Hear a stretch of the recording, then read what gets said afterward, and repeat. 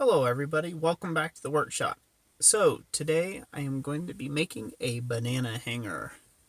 Now, this is kind of an interesting little project and I would like to take credit for it like as if it was my own ideal, but it was not. This was inspired by a mentor and friend of mine by the name of Wayne Apgar. I got to see this several years ago. Mainly he was just making this while students worked on their projects in his class for organic blacksmithing. So it goes pretty simple like this. There's two legs that we made a split on, and then we're going to take and draw down a taper on the other end. Now, I didn't take time to get the measurements or include this in the video as I've been quite busy as far as the measurements of the layout. But essentially I laid out about even from center of the bar. I forget how long the bar was starting. I want to say it was 18 inches or so. It might have been a little more than that. Don't quote me on that. It's probably more like 2 feet. So after being at the power hammer and drawing most of the work out, I like to finish things up at the anvil to get rid of all those hammer marks. And then, as you can see here, you can see I got a taper on one end of the bar, the split for the legs of this banana hanger in the other end of the bar, and I'm working at going ahead and punching the material now. You can see it creates a little bullseye before it fades completely away. Aim for it, and make sure it sets down good. If anybody's interested, let me know in the comment section down below on making a short tooling video like what you're seeing me use here. They're quite handy. So, I got the hole knocked out, and now we're going to go through my first size drift. This hole has to be quite big because we are going to end up threading the large tapered end back through this hole. So it needs to be quite wide. So the drift I'm using here is a 1-inch drift, and it goes from a slot to a round shape. Some people would call this an opener, but essentially it's just another form of a drift. This is a mild steel drift, nothing special about it. I make most of my drifts out of mild steel, as I find that they're just as handy and cheap to make. A good option for this is to maybe make them out of some 1095, and you can harden them if you need something to do repetitive heating and forging. So now I'm moving on to a much bigger drift. This drift starts at just under 1 inch, and then it expands to 1 1/2 inches. So it starts at about, I would say 5/8 of an inch round, and then it slowly tapers up to 1.5 inches. And I'll do this over several heats. Main part to concern yourself when drifting is to make sure that you just take your time. Make sure the drift is going down straight, and make sure that the walls are drifting out equally or equilaterally on both sides of the drifted hole. So we'll stop hitting this here before it goes too far. And I'm going to put that little drift there behind it and knock it out of the hole. So as you can see, we drifted that out quite a bit. I believe the starting stock size was 2 1/8 inch wide by 3/8 inch thick material, by the way.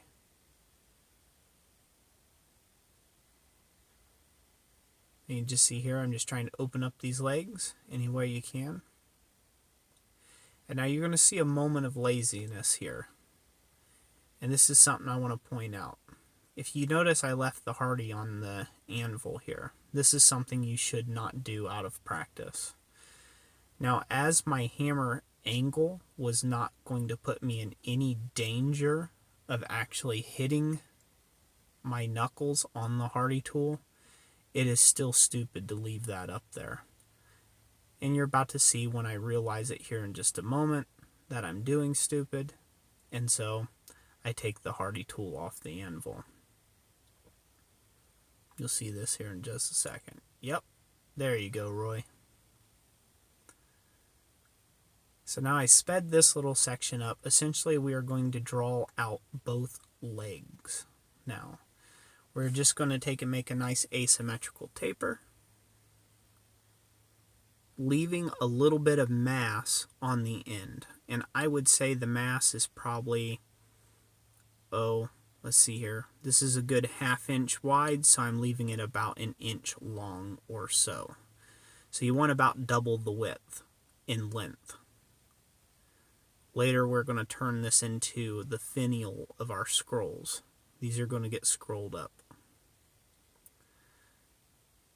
And I'm going to start working on that now, setting that shoulder down. So I really had to shorten this up. This video was about 40 minutes long, and so I just wanted to take and shorten it up a little bit, so this way it's a little more digestible for folks. But you can see that we're creating the halfpenny scroll, and that's what we're working on here. And so essentially we'll just keep dressing that up until we get it as round as we like. And then we're just going to start rolling it up like what we would do a scroll. Now I like working all the material as hot as possible. It just helps expeditiate this process and makes everything go a lot cleaner and quicker. So now you can see kind of what we're going for here.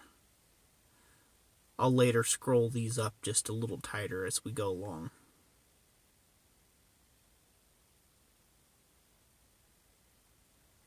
Now one thing I would like to point out, I like to use a rawhide mallet to take and do most of my scroll forming if I can. It stops me from leaving undue hammer marks.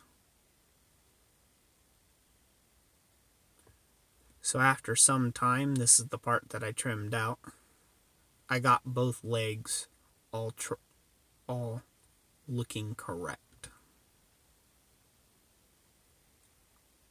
And so this is what we're going for, something that looks like this. As you can see, this banana hanger is going to have a lot of forging dimension. So I think it's going to look really nice. So I ran out of time the first day to finish this job. I had other commitments I had to do. So this is technically effectively the second day. And then all we're doing here is we're slowly beating on the scrolls themselves to get them to twist and lay flat against the anvil. The ideal being, we want this thing to be able to stand upright on its own and balance perfectly. The way this hanger works is it actually works a lot out of center of mass. So it likes to have a certain amount of center of mass to it. And if you can get that to work just right and get that center of mass lined up perfectly out of the whole sculpture, it stands perfect. And then when you hang a bundle of bananas on it, it just reconfirms that it just resets up that center of mass, and that gravity pulls straight down through the piece and it won't topple over. So it's almost, you could say, a kinetic sculpture as well. Now, this is one of those things that is very difficult to fit in a gas forge. I had just released another video where I had talked about that in coal forges versus gas forges.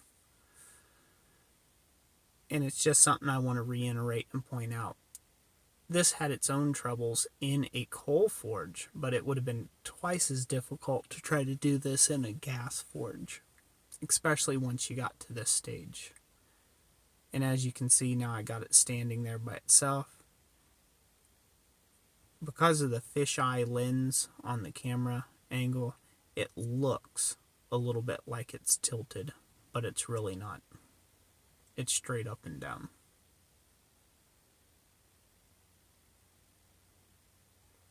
So we're going to just so I'm just kind of cleaning it up a little bit.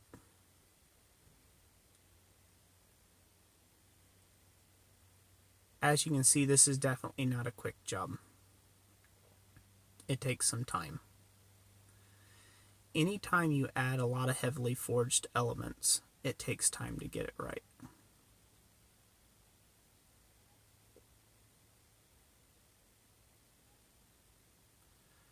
Alrighty, now we're on to the actual shaping portion of this scroll. Essentially, we're going to take, or banana hanger I should call it, excuse me.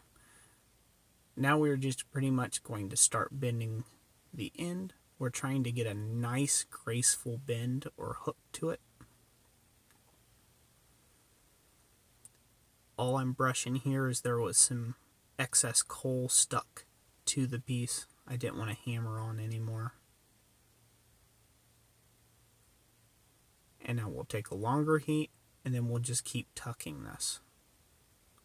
We want this whole piece to come right around, and we're going to lace it right through the hole where my tongs are right now, currently. So as you can see, this little forging exercise, if you guys choose to undertake it and undertake this design, this is a really great way to show off your smithing ability, because it requires quite a bit out of you as a smith. It can't be understated the different forging dimensions that you're working with here, the awkwardness of the piece, trying to get a good even heat like this out of a coal forge. This takes a considerable amount of time and effort. So it's a worthy exercise, especially if you want to improve your smithing ability.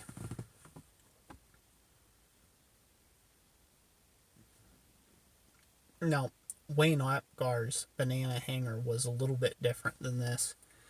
It was made out of a lot larger and thicker material, and I forget what he did for his base itself. So this is really inspired by him and just kind of copied by me. But like I said, I was really impressed with it, and I just kind of thought, wow, it'd be neat to do that someday and be able to pull that off. And here we are, about 7 years later. I'm fooling around with it in my shop. Some would say I'm a slow learner.